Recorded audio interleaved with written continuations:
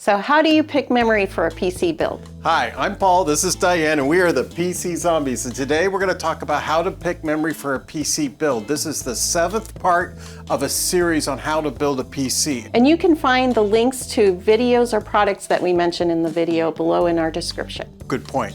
Have you ever been on Amazon, you're looking at memory, you're thinking about what should I put in my computer, and you're not quite sure what you're looking at or which one to buy, so you just buy the one with the highest frequency or the lowest CL value, or you're wondering why does the even CL value even matter?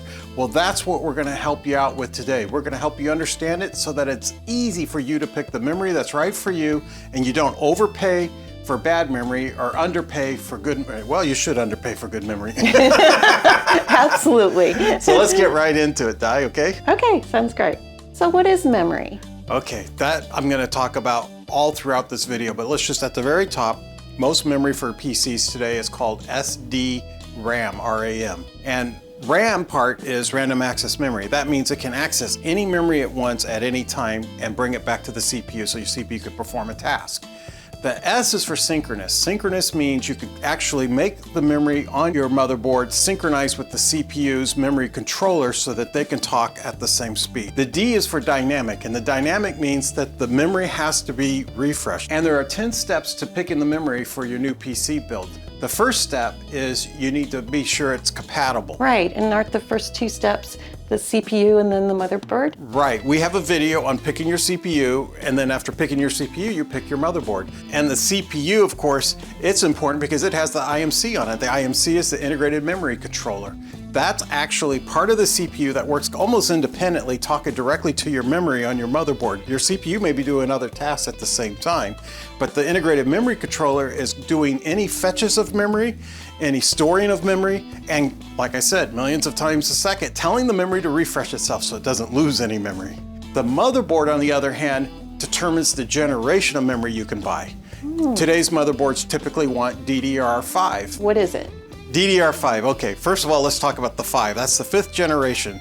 So we currently have DDR4 on our machines. DDR5 can handle twice the bandwidth. That means at the same time, it can move twice as much memory to and from the chip, which is really important. That gives you a lot of speed. The other thing about DDR5 is it has more capacity. You can have more memory on each chip. It also runs at a lower power consumption level, so it makes it more efficient even on your computer and less hot. The DDR part means it's double data rate.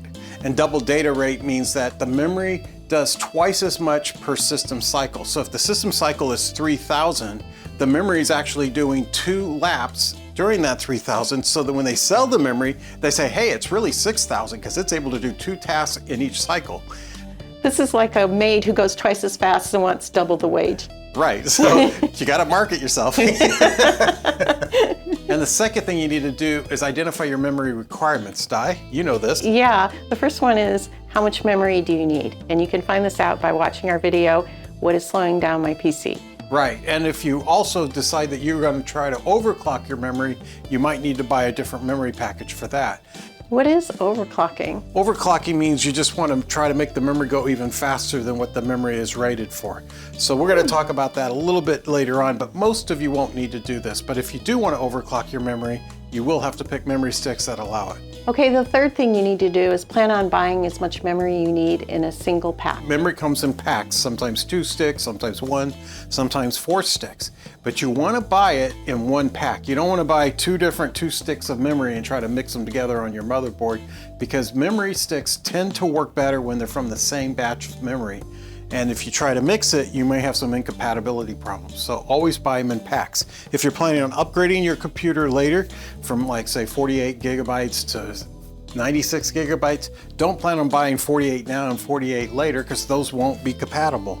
Buy 96 now if you can, or buy 48 now and later on sell your 48 on eBay and buy a 96 to replace it all together. Okay. All right, and now those memory sticks, I'll tell you a little bit about that too, okay, Di? Memory sticks are called DIMMs, D-I-M-M-S. That stands for dual inline memory modules. What are you giggling for? Oh, it just sounds funny. I always think of dim-witted. Okay, and so a DIMM is a stick of memory. And a stick of memory is basically a circuit board. And dual inline memory modules, what DIMM stands for, means the memory, the circuit board that you plug into your motherboard has connectors on both sides of the memory. They're actually separate connectors, they're not the same, so that it could have twice as many connections to your motherboard. And that's why they're called dual inline memory modules. Oh, okay. So the fourth thing is try to buy memory only in a 2-stick pack. Right, yeah, you could buy a 4-stick pack and maybe you have 4 slots on your motherboard to put the 4 sticks of memory. But memory is dual channel, and dual channel means the CPU could connect directly to 2 sticks of memory at the same time. If you have 4 sticks of memory, then you have a little bit extra traffic, because whenever you go back and forth talking, it needs to figure out how to do that. Because of this, you want to try to, if you can, if you need 96 gigabytes, buy a 2-stick pack of 248s.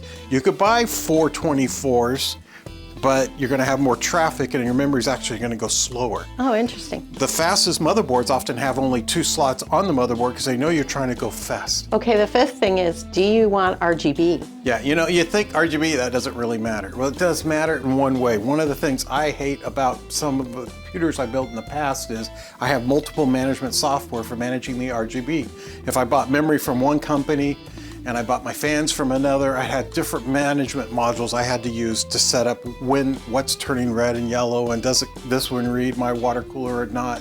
It's really complicated. So if you want RGB, then you might want to consider that you get a brand that you're already planning on buying, such as your fans, your cooler, or your motherboard, so that you only have one piece of management software to manage it. That means you care about what brand of memory you buy. Okay, Di, the 6th item is what color of memory. Remember, the DIMMs can come in usually black or white. White's a little harder to get, but you can get it. What would you do? Well, I think it depends on if you're going to have RGB lighting. RGB lighting will illuminate white. The other thing is decide a balance of how much white and black you want if you decide to go white and black. Oh, okay, so like if you have a white motherboard, white graphics card, white fans, maybe just a little tiny black memory there would be too little? Yeah, I think it's too little. I don't think you'd notice So it. you'd want to also balance it with maybe a black graphics card and black memory, or white and black everything else. And so you want to have more of a weighting of both. Right, exactly. Then the contrast works better. So it doesn't look like you just missed a map. Right. Okay, number 7 is you need to think about memory latency. Okay, I'll take this one on here. I have no idea. All right, memory latency sounds scary, and I'm going to tell you a little bit of the way memory works here, but I'm trying not to get too technical on it, but it's worth knowing about memory latency. Memory latency is basically how much time does it take for your CPU to get its average piece of memory off of the memory sticks. When you're buying memory, the latency that matters the most is how long does it take to read memory, or the CAS latency. And you'll see when you buy memory, if you're like on Amazon or something, it almost always lists a CL number. There are a lot of other latency numbers, but the latency that's happening most of the time when you're running your PC is the CL latency. Now the CL latency is what the memory module has to do once you make a request to it. So you say, give me the next chunk of memory right there. It's when the request comes into the memory module, how much time does it take before the memory module goes, okay, here, I got it ready for you. The other thing that affects the RAM latency is the speed it takes for the data to be actually the request to come from the CPU to the memory module. Remember we said the memory module is running at twice the speed of the memory clock? The memory clock that's been negotiated between the CPU and the memory. So it's doing 2 operations at the same time. Well, that speed is the one that's usually like 6,000 or something like that. That speed is also important in the process, because the RAM latency is, I'm the CPU, how long does it take for me to say, give me this next piece of memory? Well, you got the speed going to the memory module going and fetching the memory, and then the speed of it coming back to the CPU. If you can add those values up, you can now measure how fast your memory is. And the way you do that is you use a formula. The formula is 2,000 times the CAS latency divided by the memory clock speed. Oh, that sounds hard. So let's take an example. We're going to calculate what the RAM latency is, and you're looking on Amazon and you see, so, oh, this memory speed is 6,000 and it's got a CL of 40. So you take 2,000 times 40, which is 80,000. Right. Divide that by 6,000, and that gives you 13.3 nanoseconds per fetch. So it takes about 13 billionths of a second to get that piece of memory. It sounds like it's pretty fast, huh? Yeah, it does. Well, you know, what if you could find memory that does it in 9 nanoseconds? That's a third faster.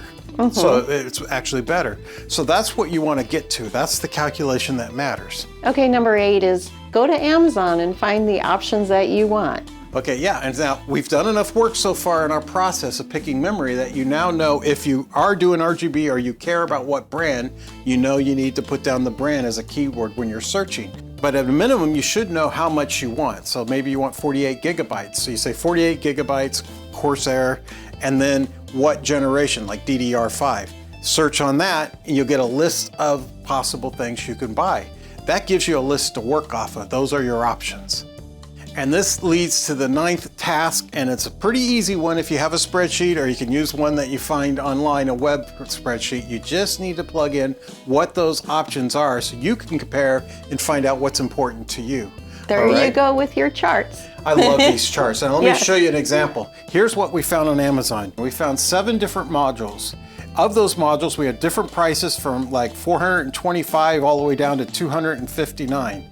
Now, which one is better and faster and everything else? Amazon actually doesn't tell you the actual RAM latency, so we're gonna have to calculate it ourselves.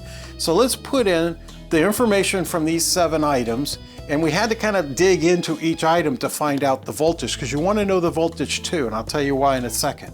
Once you get those into a spreadsheet, you can now compare these items. In this spreadsheet, I start with the brand, the number of sticks, how much memory there is, the price, the frequency, the TCAS, and the power, and the RAM latency. And remember, the formula for that is 2,000 times the CAS latency divided by the memory speed. You calculate that and you put together this spreadsheet and you'll see exactly why everything costs what it costs. Now, the first thing I would do is I would throw out the 6th option there because it says it's 4 sticks.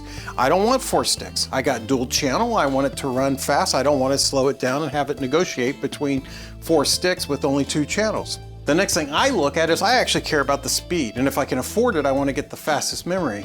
So in this case, the second memory stick package comes in at 9.7 nanoseconds. That's pretty dang fast. It is. It's not even close. The next closest to that is 10, which isn't that bad, and 11.8 and 14.6, 14.3. Hey, why are those big numbers in there? Those 2 memory packages are run at 1.25 volts. So that tells me that those memory modules couldn't be cranked up in voltage to get better performance. So they're trying to sell them as cheaper memory, and they are actually cheaper, because they can't run as fast. It also means if you gave it more voltage, they're probably not going to overclock at all. They've already tested it and it didn't work. Otherwise it would say 1.4 or something like that. Interesting. Because when you buy anything with memory chips and silicon, there's a thing called the silicon lottery. You ever heard of that? No. The silicon lottery is my chip better than maybe your chip?